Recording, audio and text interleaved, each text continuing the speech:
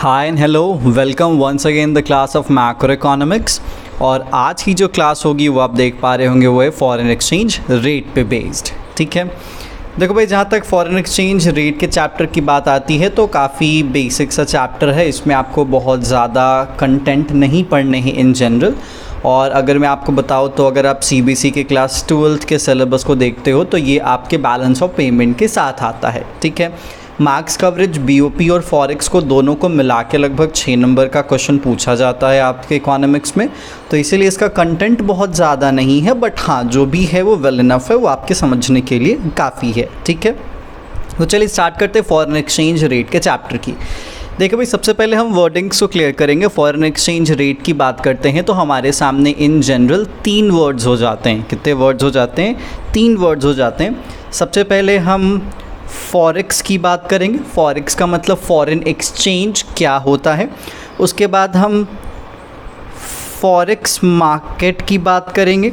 ठीक है, और उसके बाद हम फॉरेक्स रेट की बात करेंगे। ठीक है, खैर अगर मैं सीक्वेंस थोड़ा सा चेंज करूँ तो सबसे पहले फॉरेन एक्सचेंज जानेंगे, उसके बाद हम फॉरेन एक्सचेंज रेट जानेंगे और देन लास्ट में हम फॉरेन एक्सचेंज मार्केट के बारे में जानेंगे। तो सबसे पहला सवाल है कि सर ये फॉरेन एक्सचेंज है क्या? सिंपल सी बात, फॉरेन एक्सचेंज है क्या?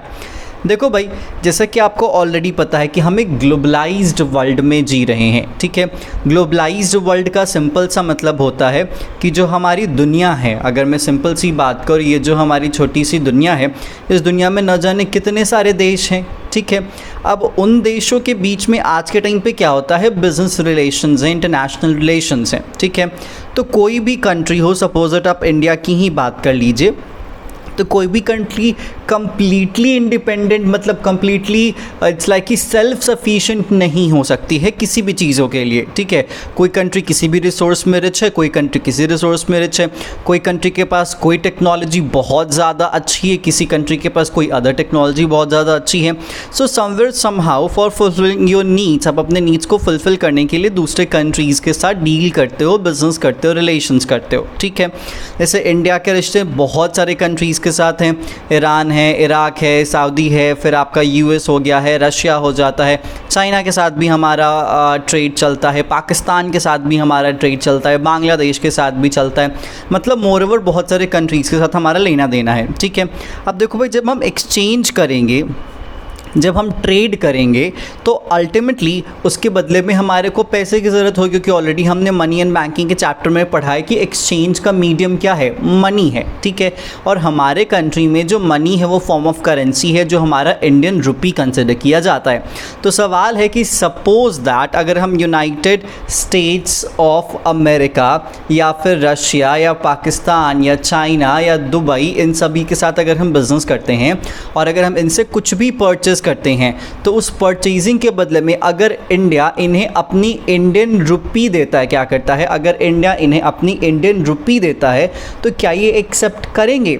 ऑब्वियस ही बात है सर, ये एक्सेप्ट नहीं करेंगे। क्यों एक्सेप्ट नहीं करेंगे? क्योंकि यूनाइटेड स्टेट्स ऑफ अमेरिका के लिए Indian rupee is nothing, for China Indian rupee is nothing, for Dubai Indian rupees is nothing, क्योंकि उनके यहाँ पे इनका कोई सो कॉल्ड यूज़ नहीं है, क्योंकि इसकी एक्सेप्टेबिलिटी नहीं है। क्या है? इसकी एक्सेप्टेबिलिटी नहीं है। तो what if United states of America में, व्हाट इफ़ क्या फॉर श्योर है, यूनाइटेड स्टेट्स ऑफ अमेरिका में अमेरिकन डॉलर चलता है। ठीक है, तो हमारे को अगर उनको डॉलर देना हो तो वो लेंगे कि नहीं लेंगे? फॉर श्योर लेंगे। अगर हम दुबई की बात करें तो वहाँ पे दिनार चलता है, और अगर हम दुबई में दिनार अवेलेबल करवाते हैं उनसे लेन देन के बदले में, अगर हम उन्हें दिनार देते हैं तो वो लेंगे कि नहीं लेंगे? हाँ जी सर, वो दिनार लेंगे, विच मीन्स हम उन्हें अपनी करेंसी देंगे तो मे बी वो नहीं ले सकते हैं, लेकिन अगर हम उन्हें उनकी करेंसी देंगे तो वो लेंगे। ठीक है, तो इसीलिए कहा जाता है कि फॉरेन एक्सचेंज में जो भी चीज़ एज अ एक्सचेंज का मीडियम बनती है उसे हम क्या कह देते हैं? फॉरेन एक्सचेंज कह देते हैं। मतलब विदेशों से लेन देन के बीच में जो भी चीज़ एज अ मीडिएटर बनेगी, जो भी चीज़ एज अ मीडियम बनेगी, जो भी चीज़ माध्यम बनेगी, उसे क्या कहा जाएगा? फॉरेन एक्सचेंज कहा जाएगा। तो अगर यूएस डॉलर्स अगर माध्यम बनती है, मीडियम बनती है, तो यूएस डॉलर्स क्या हो गया? फॉरेन एक्सचेंज हो गया। अगर दिनार अगर बनता है मीडियम तो क्या हो गया, दिनार फॉरेन एक्सचेंज हो गया। उस तरीके से पाउंड अगर मान लेते हैं एक लेन देन का मीडियम बनता है, पाउंड भी करेंसी है, आप उनको उसके बारे में पता भी कर सकते हो, ठीक है। पाउंड हो गया, पाउंड स्टर्लिंग हो गया। तो अगर ये जो भी करेंसीज हैं वो एक तरीके से फॉरेन एक्सचेंज का मीडियम बन रही हैं तो उन्हें क्या कहा जाएगा, फॉरेन एक्सचेंज कहा जाएगा। तो फॉरेन एक्सचेंज कहने के पीछे ये सेंस है। बाकी मैं आपको स्ट्रेट फॉरवर्ड कह सकता था कि अपनी करेंसी को छोड़ के दुनिया की जो भी अदर सारी करेंसीज है, जितनी भी फॉरेन करेंसीज सब फॉरेन एक्सचेंज है। बट मैटर्स दैट कि आप पूछ सकते थे, जनरली बच्चे नहीं पूछते, बट मुझे लगता है कि मेरा ये जनरली सवाल रहा था अपने टाइम फेज में कि सर हम उन्हें फॉरेन करेंसी क्यों नहीं इन जनरल कहते हैं, हम उन्हें फॉरेन एक्सचेंज ही क्यों कहते हैं, हर जगह एक्सचेंज टर्म क्यों यूज़ होता है। कहने को टीचर कह सकता है कि हम उनसे फॉरेन करेंसी भी कहते, बट मैटर्स दैट कि फॉरेन करेंसी कहते तो है लेकिन फॉरेन करेंसी का इस्तेमाल नहीं करता लिखने में, तो हम उनसे एक्सचेंज क्यों कहते हैं। तो इसलिए मैंने आपको साफ साफ बताया कि जो भी चीज़ फॉरेन करेंसी, याद रख लीजिएगा, एक चीज़ है जो कि फॉरेन एक्सचेंज का मीडिएटर बनती है तो इसे फॉरेन एक्सचेंज के नाम से ही जाना जाता है। तो ये सेंस है फॉरेन एक्सचेंज। बाकी अगर ऊपर ऊपर की मोटा मोटी बात मैं आपको बताऊं तो forex, foreign exchange refers to the foreign currency. Foreign exchange क्या है, वो फॉरेन करेंसी है या फिर बाकी जितनी भी दुनिया की करेंसीज है अपने देश की करेंसी को छोड़ के, मतलब डोमेस्टिक करेंसी को छोड़ दीजिए, अपने देश में जो इंडियन रुपी चलता है उसको छोड़ दीजिए, बाकी दुनिया के किसी भी कोने में इंडियन रुपी के अलावा जो भी करेंसीज यूज़ होती हैं for the medium of exchange उसे क्या कहा जाएगा, फॉरेन करेंसी। और यही फॉरेन करेंसी आपके लिए क्या माना जाएगा, फॉरेन एक्सचेंज माना जाएगा। दैट्स इट, इसमें कुछ भी दिमाग लगाने की ज़रूरत नहीं है। तो अगर आपसे कोई स्ट्रेट फॉरवर्ड एक स्टेटमेंट वाइज पूछे that what do you mean by foreign exchange, so you can answer foreign exchange refers to all the currencies, I'll repeat, all the currencies of the rest of the world other than the domestic currency of the country। मतलब हमारे देश की domestic currency के अलावा दुनिया की जो भी विदेशी करेंसीज हैं सभी विदेशी करेंसीज को क्या कहा जाएगा, फॉरेन एक्सचेंज कहा जाएगा। दैट्स इट, ठीक है। चलिए, ये तो बात हो गई फॉरेन एक्सचेंज की। अब सवाल आता है कि सर फॉरेन एक्सचेंज रेट किसे कहा जाएगा, क्या कहा जाएगा, फॉरेन एक्सचेंज रेट किसे कहा जाएगा। तो देखो भाई, जैसे कि आपको ऑलरेडी पता है कि फॉरेन करेंसीज की हम बात करेंगे तो एक ऐसा रेट, माइंड दैट, एक ऐसा रेट जिस रेट पे जितनी भी फॉरेन करेंसीज हैं उन्हें एक्सचेंज किया जाएगा। क्या किया जाएगा, उन्हें एक्सचेंज किया जाएगा, उनका लेन देन किया जाएगा, उन्हें यहाँ पे क्या कहा जाएगा, फॉरेन एक्सचेंज रेट कंसिडर किया जाएगा। जैसे फॉर एग्जांपल अगर हमारे को $1 चाहिए, क्या अगर हमारे को $1 चाहिए तो उस $1 के बदले में लगभग मैं एक एवरेज रेट्स की बात कर रहा है, एग्जैक्ट नहीं बात कर रहा है, आप अपने साइट से देख सकते हो। तो $1 के बदले में लगभग 75 रुपीज़ मांगता है। मतलब इंटरनेशनल मार्केट में जाओगे तो अगर आपको कोई $1 की चीज़ खरीदनी होगी तो आपको 75 रुपये देने होंगे। मतलब उनके यहाँ $1 की वैल्यू हमारे यहाँ 75 रुपीज़ के बराबर है। तो this is what we called foreign exchange rate. इसे क्या कहा जाएगा, फॉरेन एक्सचेंज रेट कंसिडर किया जाएगा। इसलिए आपको क्या बताया कि एक रेट जिस रेट पे एक देश की करेंसी को दूसरे देश की करेंसी से क्या किया जाएगा, कन्वर्ट किया जाएगा या एक्सचेंज किया जाएगा। तो आप इसको एक स्ट्रेट फॉरवर्ड टर्म में ऐसे बोल सकते हो that the rate at which one currency is exchange for another. एक रेट जिस रेट पे एक करेंसी को दूसरे करेंसी से क्या किया जाता है, एक्सचेंज किया जाता है, कन्वर्ट किया जाता है, उसे क्या कहा जाएगा, फॉरेन एक्सचेंज रेट कंसिडर किया जाता है। That's it. तो ये हो गया आपका फॉरेन एक्सचेंज रेट, ठीक है। अब बात आती है फॉरेन एक्सचेंज मार्केट क्या है। देखो भाई, सबसे पहले तो आप अपने दिमाग में बैठा लो कि जिस ग्लोबलाइज्ड वर्ल्ड में है, जहाँ पे टेक्नोलॉजी बहुत ज़्यादा सुपीरियर है, जहाँ पे बाउंड्री लेस मार्केट्स और कंट्रीज़ आपके सामने आ जाती हैं और कंपनीज़ आ जाती हैं, तो उस केस में मार्केट को एक टैंजिबल प्लेस नहीं है। सिर्फ ऐसे कि फॉरेन एक्सचेंज मार्केट एक proper tangible place, it's not like that, क्योंकि कोई भी बाजार आज के टाइम पे टैंजिबल प्लेस में कन्फाइंड नहीं है, लिमिटेड नहीं है। तो इसलिए आप ये कह सकते हो कि फॉरेन एक्सचेंज मार्केट एक ऐसा मार्केट है, क्या है, फॉरेन फॉरेन एक्सचेंज मार्केट एक ऐसा मार्केट है जिस मार्केट में हम अपनी डोमेस्टिक करेंसीज़ को क्या कर पाते हैं, कन्वर्ट कर पाते हैं फॉरेन करेंसी में, या फिर फॉरेन करेंसी को कन्वर्ट कर पाते हैं किसमें, डोमेस्टिक करेंसी में। जैसे मान लेते हैं कोई सिंगापुर से इंडिया आ रहा है, तो अल्टीमेटली अगर वो सिंगापुर से इंडिया आ रहा है तो अगर वो इंडिया के किसी भी इंटरनेशनल एयरपोर्ट पे उतरता है तो एयरपोर्ट पे एक्सचेंजर्स होते हैं। कौन होते हैं? एक्सचेंजर्स होते हैं। बहुत सारे कमर्शियल बैंक्स के एक्सचेंजर्स होते हैं। तो उस एक्सचेंजर से उसने अपने सिंगापुर की करेंसी को इंडियन करेंसी में क्या करवा लिया, कन्वर्ट करवा लिया। तो आप वो प्लेस, वो सिस्टम, उसे क्या कह सकते हो, फॉरेन एक्सचेंज मार्केट कंसिडर कर सकते हो। ठीक है। बाकी बहुत बार ऐसा होता है कि लोग ऑनलाइन भी एक्सचेंज मतलब कन्वर्ट करवा लेते हैं, अपनी करेंसी को दूसरी करेंसी में क्या कर लेते हैं, कन्वर्ट कर लेते हैं। ऑनलाइन मीडियम भी आज के टाइम में बहुत ज़्यादा अवेलेबल है। तो इसीलिए ये जो पूरा का पूरा सिस्टम जो काम करता है एक करेंसी को दूसरे करेंसी में कन्वर्ट करने का, वो सिस्टम कहीं भी हो सकता है, ऑनलाइन भी हो सकता है, ऑफलाइन भी हो सकता है, कोई कॉमर्शियल बैंक में भी हो सकता है, किसी इंटरनेशनल एयरपोर्ट्स पे भी हो सकता है, कोई नॉर्मल मार्केट्स में भी हो सकता है। जैसे अगर हम बनारस की बात करते हैं तो अगर आप बनारस आ रहे हो घूमने के लिए और अगर आपके पास फॉरेन करेंसीज है but actually you want to convert your currency in the market of Varanasi, आप एयरपोर्ट पे नहीं करवा पाए हो, एयरपोर्ट पे जो आपके पास था उसका आपने हाफ करवाया है और आपके पैसे एग्जॉस्ट हो चुके हैं, खत्म हो चुके हैं। So in that circumstances you actually want to convert your currency in the market. So is it possible to do so? Yes, it is possible. So बात एकदम सिंपल सी है कि अगर आपको कन्वर्ट करना है तो आप कहीं भी कर सकते हो। इसलिए जैसे हमने फॉरेन एक्सचेंज मार्केट को डिफ़ाइन किया तो एक ऐसा बाज़ार है जिस बाज़ार में आप अपनी करेंसी को दूसरी करेंसीज़ में, नेशनल करेंसीज़ को इंटरनेशनल करेंसीज़ में एक्सचेंज करवा सकते हो। उसके पीछे आपका कुछ भी रीज़न हो सकता है, ज़रूरी नहीं है कि आप ट्रेडिंग के लिए ही करो भाई। रीज़न मैटर नहीं करता, कॉज मैटर नहीं करता, मैटर करता है कि आप एक्सचेंज मतलब कन्वर्ट करवा सकते हो। यही है आपका फॉरेन एक्सचेंज मार्केट। तो उम्मीद आपको क्लियर हो चुका होगा कि फॉरेक्स क्या है, फॉरेक्स रेट क्या है और फॉरेक्स मार्केट क्या है। सो फॉरेक्स मतलब फॉरेन एक्सचेंज, मतलब हमारी करेंसी को छोड़ के बाकी दुनिया की जो भी करेंसीज हैं वो सब फॉरेन एक्सचेंज में काउंट की जाती हैं। फॉरेन एक्सचेंज रेट एक रेट जिस रेट पे हम अपनी डोमेस्टिक करेंसी को फॉरेन करेंसी में कन्वर्ट कर सकते हैं। और मार्केट वो सिस्टम कह सकते हो, वो एरिया, वो प्लेस जहाँ पे आप अपनी करेंसी को, नेशनल करेंसी या डोमेस्टिक करेंसी या जो भी करेंसीज आपके पास अवेलेबल है उनको क्या करते हो, अदर करेंसीज में कन्वर्ट करवाते हो। तो ये तो बात होगी आपके बेसिक्स की जिसको आपको समझने की ज़रूरत थी। अब सवाल है कि फॉरेक्स की ज़रूरत क्यों ही होती है।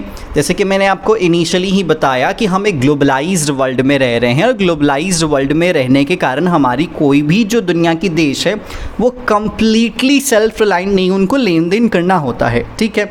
तो इसीलिए फॉरेक्स के दो मेजर ऑब्जेक्टिव्स के रेफरेंस में आपके पॉइंट आ जाते हैं। अगर आप इसको देखोगे तो फर्स्ट इज़ फॉरेक्स का डिमांड क्यों होता है, ठीक है, और दूसरा फॉरेक्स का सप्लाई कहाँ से होगा। ठीक है, मतलब फॉरेक्स हम क्यों ही चाहते हैं, हमें क्यों ही ज़रूरत होती है। ठीक है, और दूसरा फॉरेक्स की सप्लाई कहाँ से आती है, वो हमें कहाँ से मिलता है। ठीक है, तो इसलिए हम फॉरेक्स के डिमांड और सप्लाई इन दोनों पॉइंटर्स पे अभी डिस्कस करने वाले हैं कि भाई हाँ जी डिमांड और सप्लाई में कौन कौन से अप्रोच का हम इस्तेमाल करने वाले हैं। ठीक है, देखो भाई सिंपल सी चीज़ है कि अगर हमारे को कुछ भी ख़रीदना है या बेचना है, क्या करना है, ख़रीदना है या बेचना है इंटरनेशनल सोर्सेज से, तो फॉरेन करेंसी का इस्तेमाल होगा। सो फॉर सपोज दैट अगर हमने क्या करा है, इंपोर्ट करा है, क्या करा है, इंपोर्ट करा है, मतलब फॉरेन कंट्री से हमने वो सामान क्या करा है, ख़रीदा है। तो अगर हमने इंपोर्ट करा है तो अल्टीमेटली हमारे को इंपोर्ट पेमेंट करना पड़ेगा। तो इंपोर्ट पेमेंट करने के लिए हम किस चीज़ का डिमांड करेंगे, फॉरेक्स का डिमांड करेंगे। किस चीज़ का डिमांड करेंगे, फॉरेक्स का डिमांड करेंगे। दैट्स भी कहा जाता है फॉर इंपोर्ट पेमेंट हमारे को फॉरेन करेंसी की ज़रूरत होती है, दैट्स से फॉरेन करेंसी का डिमांड भी किया जाता है। ठीक है, दूसरा पॉइंट आपके सामने है कि टूरिज़्म पर्पस। जैसे मान लेते हैं अगर हम किसी फॉरेन कंट्री में घूमने जा रहे हैं, जर्मनी है, जापान है, स्विट्ज़रलैंड है, नॉर्वे है, रशिया है, यूएसए, सिंगापुर है, कनाडा, हम कहीं भी घूमने जा रहे हैं, तो अगर हम घूमने जाएंगे तो हमारे पास कौन सी करेंसी है, इंडियन करेंसी है। एंड वहाँ पे जाएंगे अगर हम इंडियन करेंसी देंगे तो वो एक्सेप्ट नहीं होगा। So in that case we need to convert our currency in other countries currency जहाँ पे हम घूमने जा रहे हैं।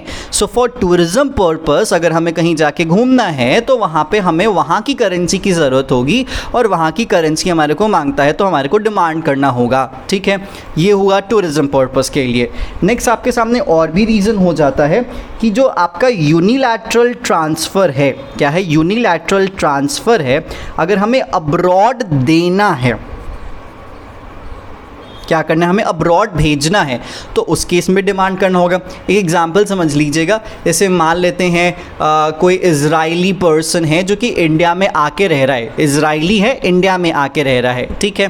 तो इंडिया में आके रह रहा है, इंडिया में अर्न कर रहा है, इंडिया में जॉब कर रहा है, लेकिन उसके जो पेरेंट्स है, उसकी जो फैमिली है वो इजराइल में ही है।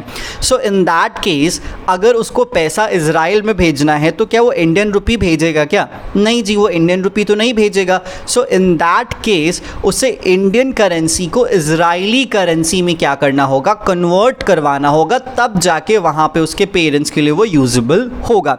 सो इन दैट केस ये क्या था, यूनिलैटरल ट्रांसफर था। आपने ऑलरेडी बैलेंस ऑफ पेमेंट में समझा होगा यूनिलैटरल ट्रांसफर का मतलब क्या, एक तरफा, वन साइडेड पेमेंट। तो इसलिए यूनिलैटरल ट्रांसफर टू अब्रॉड, ठीक है, अगर हमें विदेशों में भेजना है तो हमारे को डिमांड करना पड़ेगा जो भी है, ठीक है। उसके बाद हमारे पास आ जाता है कि अगर हमने फ़ॉरेन से लोन लिया था, क्या कहता है, अगर हमने फ़ॉरेन से लोन लिया था तो हमारे को क्या करना पड़ेगा, रीपेमेंट करना पड़ेगा, ठीक है। एक तो हमें इंटरेस्ट भी चुकाना होगा, ऊपर से हमें प्रिंसिपल भी चुकाना होगा। तो विदेशों से लिया गया जो लोन है, अगर उस लोन को हमारे को रीपे करना है, उनको वापस चुकाना है, तो ऑब्वियस बात है तो इंडियन करेंसी मिलेंगे नहीं, उनको उनकी करेंसी चाहिए, तो फिर हमारे उसके लिए भी क्या करना पड़ेगा, डिमांड करना पड़ेगा, ठीक है। उसके बाद यहाँ पे आता है स्पेक्यूलेशन। स्पेक्यूलेशन का मतलब क्या है, देखो भाई एक बिजनेस का फॉर्म है, क्या एक बिजनेस का फॉर्म है। एग्जाम्पल के तौर पे समझिएगा, जैसे मान लेते हैं जब $1 की कीमत 60 रुपये थी, इमेजिन कीजिएगा बस 60 रुपये थी, तो हमने $10 क्या करे थे, खरीदे थे, ठीक है। अब हमने $10 खरीदे, मतलब हमने 600 रुपये में $10 क्या किए थे, खरीदे थे, ठीक है। अब जैसे जैसे वक्त बीतते गया, हमने इंटरनेशनल मार्केट में देखा कि अब जो $1 है ना वो 70 रुपये हो गया, क्या हो गया है, 70 रुपये हो गया है। तो पता है हमारे पास जो अपना पड़ा हुआ डॉलर है ना, हम उसे क्या कर देंगे, बेच देंगे, क्या कर देंगे, सेल कर देंगे। तो अगर हम सेल करेंगे $10, क्या अगर हम सेल करेंगे $10, तो अब हम इस रेट से सेल करेंगे तो हमारे को बदले में कितने रुपए मिलेंगे, 700 रुपये मिलेंगे, ठीक है। तो हमारे को कितने रुपए का फ़ायदा, 100 रुपये का फ़ायदा। मतलब 600 में $10 लिया था, आज $1 = 70 रुपये है और हमारे पास $10 था, बेच दिया 70 के रेट से, तो हमारे को 100 रुपये का फ़ायदा हुआ। दिस फ़ायदा इज़ कंसिडर एज स्पेक्यूलेशन। क्या है, स्पेक्यूलेशन है। और एक बिज़नेस का फॉर्म है, एक ट्रेड का फॉर्म है, जो कि काफ़ी अच्छे से इंटरनेशनल मार्केट के सोर्सेज से इस चीज़ को किया जाता है, कोई भी कर सकता है, ठीक है। तो बेसिकली आपको अपने पास डॉलर खरीद के नहीं रखना पड़ता है, ये पूरा का पूरा सिस्टम ऑनलाइन चलता है, तो इसीलिए स्पेक्यूलेशन के लिए। But if you want to purchase, क्योंकि सबसे पहले आपको परचेज करना पड़ेगा ना, तो परचेज मतलब क्या करना पड़ेगा, आपको डिमांड करना पड़ेगा। तो स्पेक्यूलेशन पर्पस के लिए भी फॉरेक्स का डिमांड होता है। तो इसीलिए यहाँ पे हमने ये समझा कि फॉरेक्स का डिमांड ही क्यों होता है, why we required forex, why we need forex. So for the import payment, for tourism payment, for unilateral transfer to abroad, for repayment of interest and principals और loans, and for speculation purpose भी required forex, हमें forex की ज़रूरत होती है। That's it, ठीक है। Next अब हमारे सामने आते हैं कि भाई सप्लाई कहाँ से आएगा, ठीक है। डिमांड करेंगे मतलब हमारी ज़रूरत क्या है, तो हम देंगे, पे ऑफ होगा। अब सप्लाई का मतलब कहाँ से फॉरेक्स आएगा, तो जिस तरीके से हम इंपोर्ट करते थे, अगर हम एक्सपोर्ट करेंगे, क्या करेंगे, एक्सपोर्ट करेंगे। जैसे India one of the finest quality की वूल्स बनाता है, सिल्क बनाता है, लिनन बनाता है, कॉटन बनाता है, मसलन जो भी ये बनाता है, मतलब फैब्रिक का एग्जांपल मैं ले रहा हूँ। तो इंडिया उनको तैयार करता है और विदेशों में बेचता है, ठीक है। जो फाइनेस्ट क्वालिटी की फैब्रिक्स आमतौर पे होती है वो यूरोपियन कंट्रीज़ में काफ़ी डिमांड होती है और इंडिया वहाँ पे सप्लाई भी करता है। तो इसलिए जो एक्सपोर्ट का सिस्टम है, जब हम बेचेंगे विदेशों को तो वो तो अपनी ही करेंसी देंगे ना, क्या करेंगे, वो अपनी ही करेंसी देंगे। तो हमारे पास फॉरेक्स एक्सपोर्ट पेमेंट के थ्रू क्या होता है, आता है। तो ये है सप्लाई की कहाँ से आता है, ठीक है। उस तरीके से टूरिज़्म, जैसे कि आपको पता है कि इंडिया टूरिज़्म के लिए काफ़ी ज़्यादा पॉपुलर है, लोग आते हैं, स्पिरिचुअल टूरिज़्म हो जाता है या फिर कुछ भी नेचर देखने आते हैं, मॉन्यूमेंट्स हिस्ट्री देखने आते हैं। तो इस तरीके से इंडिया में टूरिज़्म भी आता है, ठीक है। 7 वंडर्स में से भी हमारे पास एक वंडर अवेलेबल है, बहुत सारे हेरिटेज साइट्स हैं यहाँ पे। तो इसलिए जब टूरिस्ट आते हैं विदेशों से तो इंडिया में पैसे अपनी करेंसीज़ को लेके आते हैं, भले ही अपनी करेंसीज़ को यहाँ की करेंसी से कन्वर्ट कर लेते हैं। तो क्या एक सप्लाई का ही तो मीडियम है। तो जिस तरीके से हम वहाँ के यहाँ जाते हैं तो वो भी हमारे यहाँ घूमने आते हैं। तो टूरिज़्म पर्पज़ से भी सप्लाई आपको देखने को मिलेगा। ठीक उसी तरीके जैसे कि मैंने डिमांड में आपको बताया कि यूनिलैटरल ट्रांसफ़र जो टू अब्रॉड था, अब यहाँ पे क्या हो जाएगा, यूनिलैटरल ट्रांसफ़र फ्रॉम अब्रॉड। जैसे बहुत सारे जो इंडियन टेकीज़ हैं, ठीक है, इंजीनियरिंग या फिर जो टेक्नोलॉजी में डिग्रीज़ लेने के बाद मास्टर्स के लिए पीएचडी के लिए जाते हैं, फिर वहाँ पे अच्छी डिग्री लेते हैं, वहीं पे अर्न करते हैं, सेटल डाउन हो जाते हैं। बाकी अगर उनकी फैमिली अगर इंडिया में रह जाती है तो उनको वो पैसे भेजते हैं। तो ये क्या हो गया, यूनिलैटरल ट्रांसफ़र फ्रॉम अब्रॉड, विदेशों से ये पैसा आ रहा है। तो ये भी क्या हो गया, एक सप्लाई का फॉर्म हो गया। जैसे नेक्स्ट था हमारा फिर रीपेमेंट। अब जैसे रीपेमेंट तो तभी होगा ना जब हम लोन लेंगे, जब हम बोरोइंग करेंगे, ठीक है। तो अगर हम उनसे उधार लेते हैं तो ऑब्वियसली बात है वो अपनी करेंसीज़ में ही देंगे। तो borrowing is one of the source of supply of forex in any domestic country, ठीक है। नेक्स्ट उसी तरीके से स्पेकुलेशन में जहाँ पे हम $10 खरीद रहे थे 60 के रेट से, अब हमने क्या करा है, बेचा है। तो ऑब्वियसली बात है ये भी आपके सप्लाई का एक तरीका बन जाता है, ठीक है। तो स्पेकुलेशन भी आपके सप्लाई का वन ऑफ द सोर्स है। नेक्स्ट उसके बाद आपके सामने हो जाता है फॉरेन इन्वेस्टमेंट। क्या है भैया, फॉरेन इन्वेस्टमेंट। फॉरेन इन्वेस्टमेंट अगर मैं आपको स्पेसिफाई करूँ तो एफडीआई का एग्जांपल ले रहा हूँ। जैसे बहुत सारी जो कंपनीज़ है, जो बाहर की कंपनीज़ जो इंडिया में आती हैं, फैक्ट्री सेटअप करती हैं, एम्प्लॉयमेंट अपॉर्चुनिटीज़ देती हैं, तो वो वहाँ की अपनी करेंसी लेके आते हैं ना, उनके पास ऑलरेडी इंडियन करेंसीज होती नहीं है। तो इसीलिए अगर फॉरेन इन्वेस्टमेंट आता भी है तो वो भी एक सप्लाई का साफ साफ और अच्छा मीडियम माना जाता है। तो इसीलिए आपके सामने ये कुछ पॉइंटर्स थे कि डिमांड के सोर्सेज क्या हैं और सप्लाई के सोर्सेज क्या हैं, हम क्यों ही फॉरेक्स की डिमांड करते हैं और हमारे को सप्लाई कहाँ कहाँ से फॉरेक्स का आता है, क्या क्या सोर्सेज हैं। बाकी जो इतने सोर्सेज दिए हुए हैं इससे भी बहुत सारे अदर सोर्सेज हैं, इतने ही सोर्सेज नहीं है, बट हाँ कुछ कुछ जितना आपको बताना चाहिए था मैंने आपको बताया है फॉर द नॉलेज कंसर्न, ठीक है। तो ये हो गई इस क्लास की बेसिक, ठीक है। नेक्स्ट क्लास में हम कवर करेंगे जो हमारा एक्सचेंज रेट है, उस रेट के दो सिस्टम हैं बेसिकली, किस तरीके से एक्सचेंज रेट को फिक्स किया जाता था। जैसे आपने देखा $1 = 75, तो आपके दिमाग में सवाल होगा सर ये कैसे तय होता है, हम इसको कैसे फिक्स करते हैं। तो इसी में आपके सामने दो तरीके होते हैं, एक होता है आपका फिक्स एक्सचेंज रेट, दूसरा होता है आपके सामने फ्लेक्सिबल एक्सचेंज रेट, ठीक है। फिक्स के कुछ अपने फ़ायदे हैं, फ्लेक्सिबल के कुछ अपने फ़ायदे हैं। फिर उसके बाद हम जानेंगे मैनेज फ्लोटिंग क्या होता है, डिप्रिसिएशन, डिवैल्यूएशन, एप्रिसिएशन, रिवैल्यूएशन, इन सब चीज़ों के बारे में हम जानेंगे। लेकिन ये हम जानेंगे नेक्स्ट लेक्चर में। तब तक आप इस पूरे कंटेंट को समझिए, अपना बेस स्ट्रॉन्ग कीजिए ताकि आगे के कंटेंट्स आपको बहुत बेहतर तरीके से समझ में आए, ठीक है। तो तब तक के लिए stay tune for the next session and be safe. Thank you.